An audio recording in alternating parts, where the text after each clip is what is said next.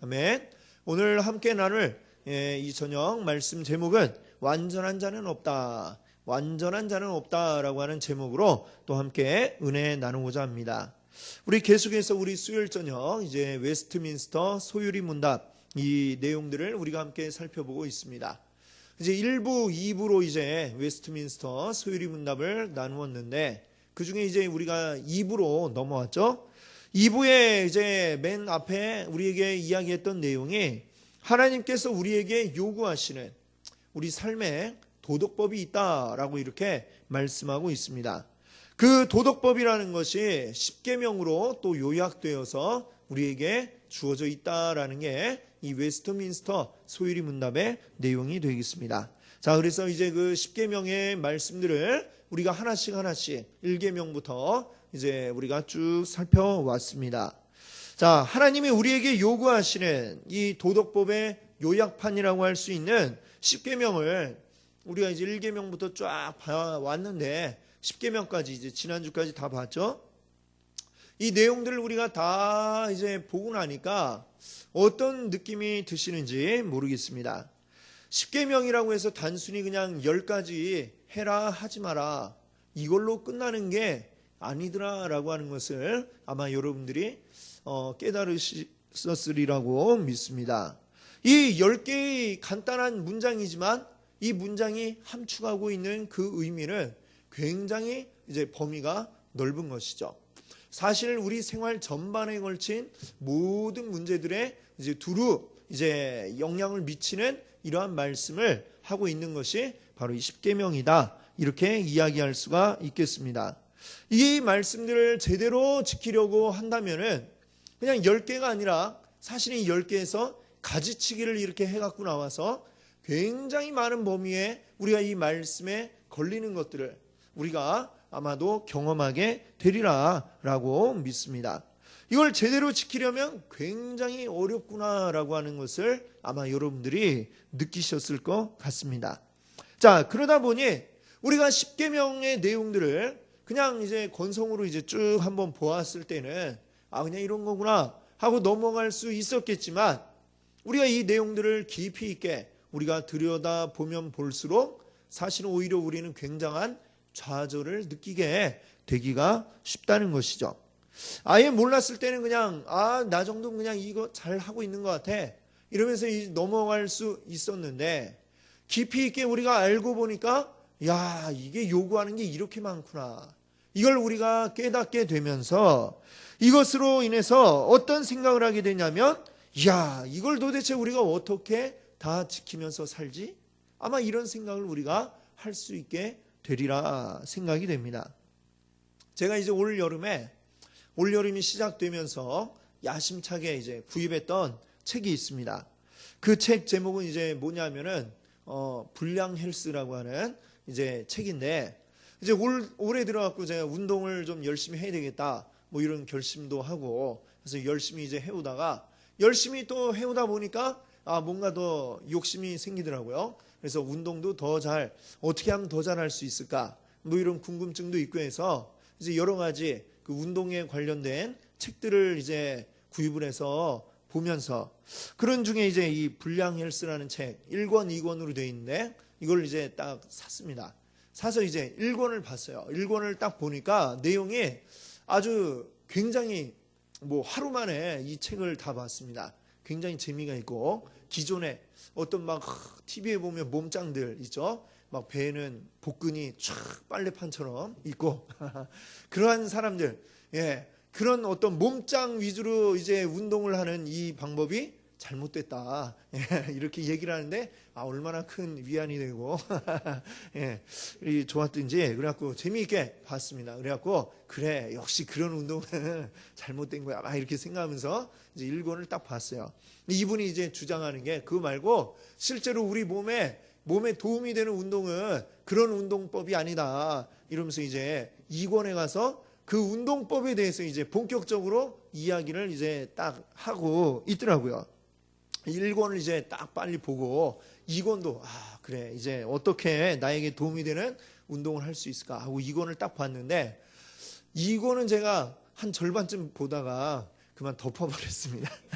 예, 왜 덮었느냐 하면은 이 1권을 이제 읽고 이제 기대를 가지고 2권을 딱 이제 읽었는데 이제 실질적으로 이제 아주 그 저자가 이제 좋다고 권장하는 운동법이 나와 있는데 이것을 읽는데 얼마나 이것을 자세하고 세세하게 이걸 나열을 하고 이거 어떻게 해야 되는가 설명을 했는데 도저히 읽기가 너무 어렵더라고요. 예, 어려운 것도 어려운 거지만 이제 어떤 생각이 들었냐면 이거를 내가 혼자 이걸 따라 할 수가 있나 이런 생각이 들었습니다. 그 뭐 운동 기구를 가지고 이걸 해야 되는데 자세도 굉장히 중요하고 들 때에 뭐 이걸 어디에 위치시켜서 또 어떻게 해야 되고 와 너무나도 자세하게 이걸 설명을 했는데 그걸 읽은 결과 야 이거를 혼자서 책 보고 하는 거는 불가능하겠구나 이런 생각이 들게 되었습니다. 그리고 또 이제 그럼 이걸 어떤 헬스 트레이너나 이런 사람들에게 배워야 할 텐데 이분이 또 일본에 이제 이야기하기를 자기가 쭉 다녀보니까 그것도 제대로 된 자세로 하는 사람이 별로 없더라. 또 이렇게 또 적어놨더라고요. 그러니까 결국에는 누구한테 가서 배우기도 이거 잘하는 사람이 누군지 알지도 못하고 또 혼자 책 보고 배우기도 너무 어려운 것 같고 그렇다고 저자를 찾아가서 또 배우기도 상황이 여의치 않고 그리고 결국에는 이거는 내가 할 수가 없겠다 이런 결론에 이르게 되었습니다. 그래서 그냥 결국은 그 2권을 딱 읽고 좌절만 이렇게 안고 덮어버리는 이런 사태가 이제 저에게 이제 일어나게 되었는데 아마도 이 십계명이 꼭 우리에게 그런 좌절감을 느끼게 할 수 있겠다라고 생각이 되어집니다. 십계명 너무 깊이 있게 딱 알고 보니까 우와 이게 이런 거였구나. 이걸 어떻게 지키지? 이거대로 하기가 너무나도 힘이 들고 어려운 것이죠. 그래서 결국엔 좌절감에 빠지게 될 우려가 없지 않아 있다는 것이죠. 자, 오늘 이제 82문, 소율이 문답의 82문을 함께 볼 텐데 82문도 그렇다고 이야기를 하고 있어요. 자, 한번 제가 문을 읽을 테니까 여러분이 답을 한번 읽어주시기 바랍니다. 사람이 하나님의 계명을 완전히 지킬 수 있습니까? 네. 이후로 이 세상에서 하나님의 계명을 완전히 지킬 수 있는 사람은 아무도 없고 오히려 생각과 말과 행동으로 날마다 계명을 어깁니다. 자, 아멘. 자, 그렇습니다. 이 82문의 답이 이야기하는 게 그렇습니다. 아담이 범죄함으로 우리 모든 인류가 타락한 이후로 그 이후로 이 세상에 단 한 사람도 하나님의 계명을 완전히 지킬 수 있는 사람은 없다. 아무도 없다라고 이렇게 이야기하고 있습니다. 자, 그럼 우리가 그러면 이렇게 질문을 해볼 수 있겠죠? 어차피 아무도 지킬 수 없는 율법이라면 하나님 뭐하러 우리에게 주셨을까? 이런 질문을 우리가 해볼 수 있겠습니다. 그렇죠? 하나님 왜 주셨을까? 무슨 이유가 있겠죠? 아마 분명히 이유가 있을 겁니다. 자, 이 이유에 대해서 우리가 이제 웨스트민스터 소율이 우리가 함께 보고 있는데 이 말고도 이제 보면 이제 여러 가지 요리문답이 많이 있습니다. 그 가운데 하이델베르그 요리문답에 이거에 대한 답이 나오고 있어요. 이제 하이델베르그 요리문답에 115번에 있는데 이것도 한번 제가 문을 읽을 테니까 여러분이 한번 답을 읽으시기 바랍니다. 이 세상에서는 아무도 십계명을 완전히 지킬 수 없는데 하나님께서는 왜 그렇게 엄격히 십계명을 설교하게 하십니까? 자, 답을 한번 같이 볼까요? 첫째, 평생토록 우리의 죄악된 본성을 더욱더 알게 되고 그리하여 그리스도 안에서 사죄와 의로움을 더욱더 간절히 추구하도록 하기 위함입니다. 네, 또 둘째가 있는데요.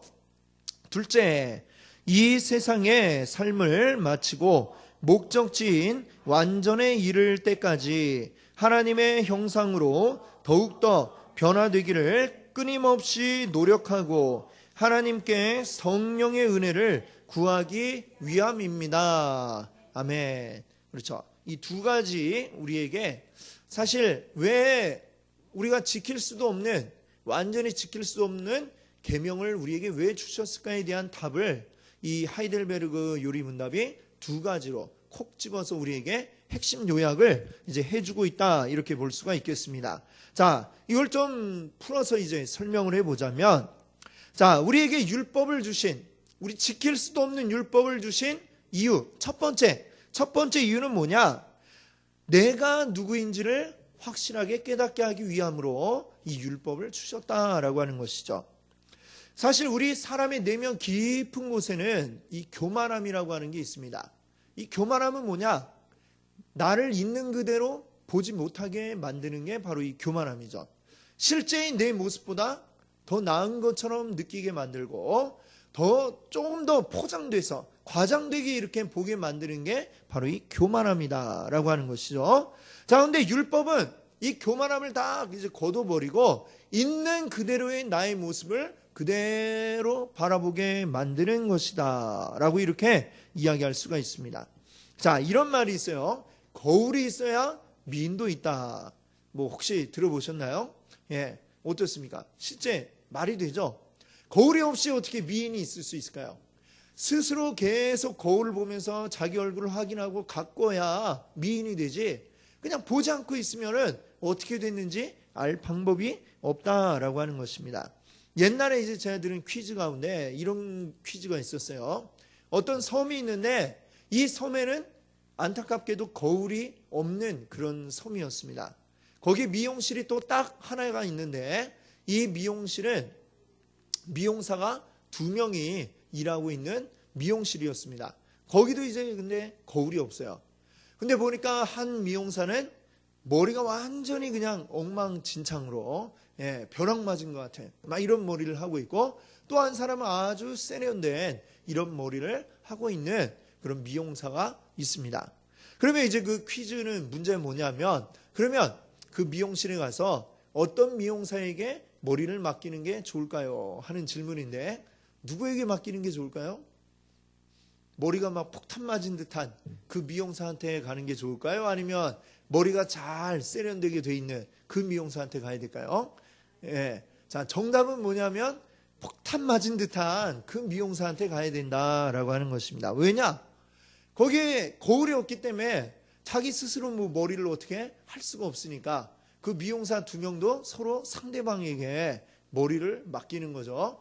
그러니까 머리를 잘하는 미용사는 상대방 머리를 아주 세련되게 잘해줬는데, 근데 머리를 잘했던 그 미용사는 잘 못하는 미용사에게 머리를 맡겨갖고 폭탄 맞은 듯이 되어버린 거죠. 그러니까 폭탄 맞은 그 미용사한테 가야 머리를 잘 세련되게 잘할 수 있다. 이런 퀴즈였습니다. 네. 자, 그런데 그러니까 어떻습니까? 이 거울이 없으면 자기가 어떻게 됐는지 스스로 알 방법이 없는 거죠. 자기 미용 기술이 뛰어나도 자기 머리를 어떻게 할 수가 없는 것입니다.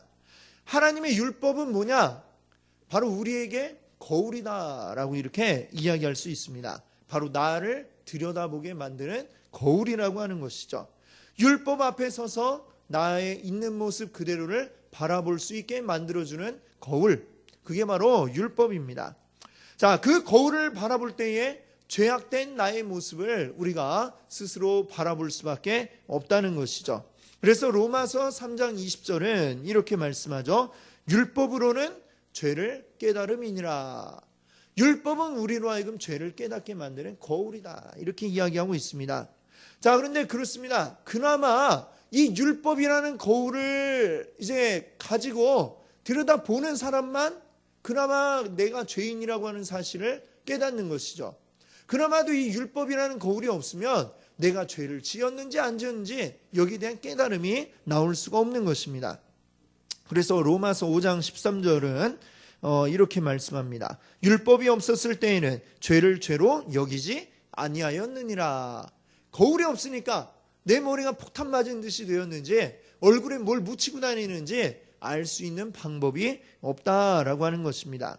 우리가 밥을 먹고 딱 이렇게 일어났는데 뭐 우리가 거울로 확인하지 않으면 밥 먹다가 옆에 뭐 밥풀이 묻어 있는지, 아니면 이빨 맨 앞에 앞니에 고춧가루가 큼지막한 게 꼈는지 우리가 알 수 있는 방법이 없겠죠. 또 일을 하는데 먼지가 많은 데서 막 일을 했습니다. 일하다가 어떻게 하다 보니까 얼굴에 막 그름이 묻었습니다. 그런데도 거울이 없다면 우리는 얼굴이 어떻게 되어 있는지 그냥 여전히 깨끗하려니 하고 그냥 돌아다니게 되겠죠. 사람들이 나를 보고 얼굴에 뭐 묻었어, 얼굴에 밥풀이 묻었어. 그래도 왜 사람들이 날 보고 수근거리는지 알 수가 없는 것이죠. 거울이 없다면 그렇게 될 수밖에 없을 것입니다. 우리가 율법이 없다면, 율법을 알지 못하는 상태에 있다면 내 스스로 내가 어떤 상태에 있는지, 죄를 지으면서도 내가 죄 짓고 있다라고 하는 의식이 전혀 들지가 않는 것이죠. 그래서 우리 그리스도인들은 비록 율법 앞에 너무나도 부끄럽고 우리가 죄인이구나 이 생각을 하게 되지만, 그렇지만 내가 죄인이라는 것을 깨달았다는 것, 사실은 이것만 해도 대단한 것이다 라는 것을 우리가 기억해야 되겠습니다.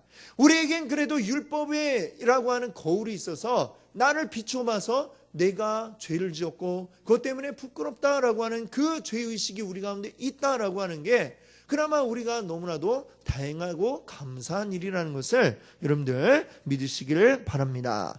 자, 그래서 이 율법이 없고 죄의식이 없는 자들, 율법이 없기 때문에 죄의식이 없죠. 이런 자들은 이제 아담의 그 처음 지었던 그 죄로 인한 원죄, 이 원죄의 상태에서 전혀 벗어나지 못한 그러한 사람들이다라고 하는 것입니다. 자, 바꾸어 말하면 이러한 사람들은 아직 성령으로 거듭나지 못한 상태의 사람들이라고 이야기할 수가 있는 것이죠. 요한복음 16장 8절은 그래서 이렇게 말합니다. 성령이 오셔서 우리에게 어떤 일을 하시느냐 하면 죄에 대해서, 의에 대해서, 심판에 대해서 세상을 책망하시리라 말씀하고 있습니다. 성령이 오셔야 우리 가운데 이 죄를 깨닫게 되고, 죄 때문에 나는 의인이 아니구나라고 하는 것을 알게 되고, 그리고 죄 지은 자는 심판에 처한다라고 하는 사실을 우리가 알고 하나님 앞에 회개할 수 있게 되는 것이죠. 내가 내 죄를 깨닫고 회개할 수 있는 것, 이것도 내가 잘나서 되는 게 아니고 성령이 오셔야 우리가 가능한 일인 것을 여러분들 믿으시기를 바랍니다. 그래서 성령이 오셔서 우리에게 오셔서 우리로 하여금 율법 앞에 온전히 서게 하시고 그 율법에 나를 비추어서 내 모습을 보게 해주시는 것, 이것을 우리가 감사해야 할 줄로 믿습니다.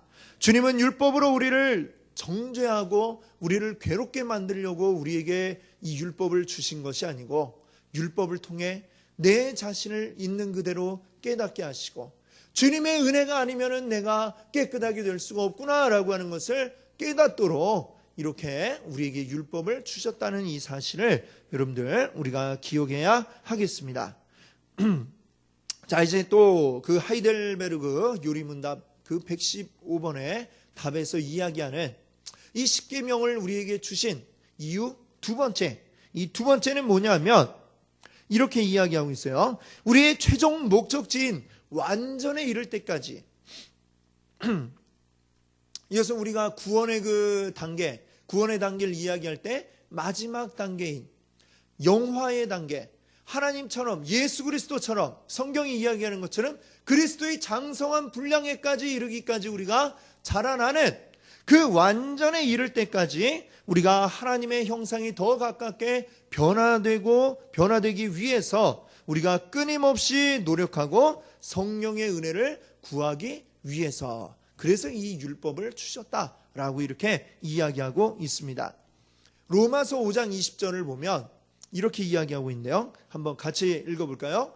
율법이 들어온 것은 범죄를 더하게 하려 함이라. 그러나 죄가 더한 곳에 은혜가 더욱 넘쳤나니. 아멘. 자, 죄가 더한 곳에 뭐라고 이야기했습니까? 은혜가 더욱 넘쳤다. 자, 이 말씀을 우리가 잘못 생각하면 더 큰 은혜를 누리려면 자꾸 죄 지어야 되는구나, 이렇게 생각하면 우리가 이 말씀을 크게 잘못 오해하는 것입니다. 자, 이 말씀의 뜻은 뭐냐? 아담의 범죄로 인류가 죄 가운데 빠지게 되었지만, 그러나 이 모든 죄의 결박으로부터 풀어주시는 예수 그리스도의 그 은혜가 훨씬 더 크다라고 하는 것을 이 말씀이 이야기하고 있는 것입니다. 우리 사람이 아무리 큰 죄를 지었다 하더라도, 그러나 주 예수 그리스도의 은혜는 그것보다 더 커서 어떤 죄라도 다 용서해 주시고 죄를 사하여 주실 수 있는 그 은혜가 우리 예수님에게 있다라고 하는 것을 이야기하고 있는 것입니다. 이 세상에 어떤 죄라 하더라도 예수님의 그 보혈의 은혜를 뛰어넘는 더 큰 죄는 없다라고 하는 것이죠. 이 세상 가운데 존재하는 모든 인간들은 다 죄인입니다. 한 사람도 빠짐없이 다 죄인입니다. 그러나 예수 그리스도를 통한 그 보혈의 은혜가 우리 가운데 임한 줄로 믿습니다. 바로 그것이 우리에게 임한 주님의 은혜인 줄 믿습니다. 그러나 이제 우리가 이렇게 생각할 수 있겠죠. 작은 양말 하나를 빨기 위한 세제의 양, 그리고 커다란 이불을 빨기 위한 세제의 양, 어떤 게 더 많이 필요하겠습니까? 양말 빠는 거는 조금만 넣어도 되겠죠. 그런데 이불 하나 빨기 위해서는 세제가 그만큼 더 많이 필요할 수밖에 없을 것입니다. 자, 우리 주님께서 보기에는 비록 우리 사람의 죄가 사실은 다 거기서 거길 겁니다. 누가 더 많이 졌다, 누가 더 조금 졌다, 이렇게 따지는 거는 우리 하나님 입장에서 볼 때는 다 도토리 키재기와 다를 바가 없는 것이죠. 야, 네가 뭐 누가 더 낫네 이야기해봤자 하나님 보시기엔 다 웃을 뿐이죠. 자, 그러나 이렇게 우리가 생각해 볼 수 있을 것 같습니다. 내가 내 죄를 더 많이 내가 깨달을 수 있다면 그것이 사실은 더 큰 은혜가 나에게 임했다라고 생각할 수 있겠죠. 나의 죄를 낱낱이 내가 다 깨달아 알게 되어질 때에 이 바울 사도는 뭐라고 이야기를 했습니까? 자신을 이야기할 때에 죄인 중에 내가 괴수다. 내 죄가 다른 사람들보다 더 커서 내가 죄인 중에 괴수다라고 이야기를 했습니다. 하나님 보시기에 물론 이 바울이 지은 죄 많이 있겠지만 뭐 우리와 비교한다고 바울이 더 많겠습니까? 다 거기죠. 그러나 이 바울이 그만큼 자신의 죄를 더 깊이 깨닫고 모든 건 낱낱이 주님 앞에 꺼내놓으니 이것이 정말 주님이 나 같은 자를 구원하셨구나. 그것이 너무나도 큰 은혜가 되어서 이 죄인 괴수와 같은 나를 구원해 주셨음을 감사합니다 하면서 거기에서 이제 더 큰 은혜를 이 바울이 누릴 수 있었다. 우리가 이렇게 이야기할 수 있을 것 같습니다. 나의 죄를 이렇게 크게 깨달으니까 이 디모데전서 1장 14절에 이렇게 바울이 이야기합니다. 우리 주의 은혜가 그리스도 예수 안에 있는 믿음과 사랑과 함께 넘치도록 풍성하였도다. 넘치도록 풍성하였다. 우리 주님의 은혜가 이토록 크게 넘쳤다라고 하는 것이죠. 사실은 나의 죄를 깨달으면 깨달을수록 이 큰 죄들을 용서해 주신 우리 하나님의 그 은혜에 우리가 감격하고 눈물 흘리지 않을 수가 없는 줄 믿습니다. 이게 바로 우리 하나님 우리에게 주시는 이 죄가 많은 곳에 은혜가 넘친다고 하는 바로 그러한 말씀의 의미인 줄 믿습니다. 아멘. 자, 우리 주 예수 그리스도의 은혜 가운데 죄를 깨달은 자들은 이 죄 때문에 죄책감에 빠지거나 또 좌절에 빠지거나 이러지 않을 줄로 믿습니다. 우리 주님께서 우리에게 주신 율법은 우리를 넘어뜨리려 하는 것이 아니라 오히려 이것을 통해서 하나님의 은혜를 더 깊이 깨닫게 하시기 위함인 줄 믿습니다. 우리가 더 큰 은혜를 누리고 죄가 더 많이 생각나면 생각날수록 이런 죄인 괴수와 같은 나를 구원해 주신 우리 주님의 보혈의 능력이 너무나 감사합니다. 주님 앞에 할렐루야로 기도하지 않을 수 없을 것입니다. 그래서 이 율법이라고 하는 것이 우리를 찔러서 죄를 깨닫게 하지만 우리는 쓰러지지 않고 오히려 이것을 통해 우리를 구원하신 주님 감사합니다. 이렇게 우리가 기도할 수밖에 없는 것이죠. 그래서 그 안에서 우리는 오히려 이 죄를 깨달을 때마다 더 풍성한 은혜를 누리게 되고 더 깊이 은혜를 누리게 될 줄 믿습니다. 그래서 로마서 8장 35절은 이렇게 이야기를 합니다.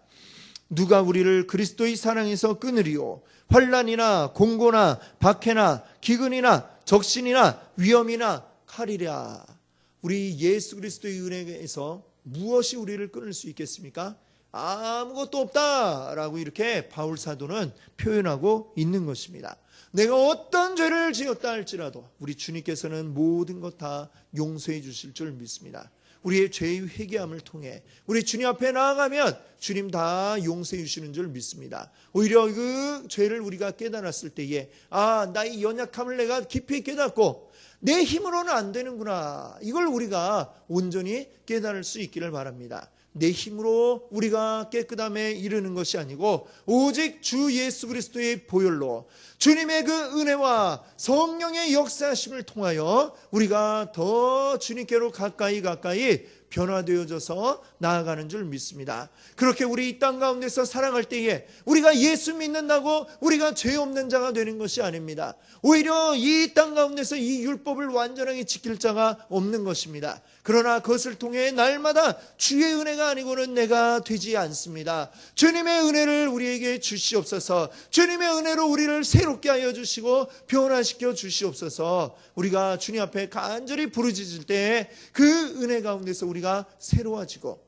이제는 이 율법이 죄를 깨닫게 한 이후에는 내가 이렇게 살아가야 되겠구나, 우리 삶의 지침으로 우리에게 주어지는 줄 믿습니다. 그것대로 살아가기 위한 우리의 그 몸부림 속에서 우리가 온전히 하나님 기뻐하시는 모습으로 변화되어져 나가는 줄 믿습니다. 아멘. 이 큰 은혜들을 날마다 우리 깊이 느끼시고 또 이루어 가시는 우리 귀한 성도님들 되시기를 바랍니다. 이 시간에 우리 한번 같이 하나님 앞에 기도하겠습니다. 하나님, 우리에게 이 귀한 은혜, 하나님, 우리 주님 앞에 너무나도 죄 많은 죄인들이지만 우리로 하여금 이 죄를 깨닫게 해주시기 위하여 하나님 율법을 주시고 그 율법에 나를 비추어 나의 모습을 보게 하시니 주여 감사합니다. 이렇게 기도할 수 있기 원합니다. 그리고 이 죄악들을 주여 이제는 이겨내기 원합니다. 주님의 은혜로 우리 안에 계신 성령님의 능력으로 우리를 깨끗게 하여 주시고 우리를 구원하여 주시고 우리에게 힘 주시며 능력 주시어 다시 죄를 향하여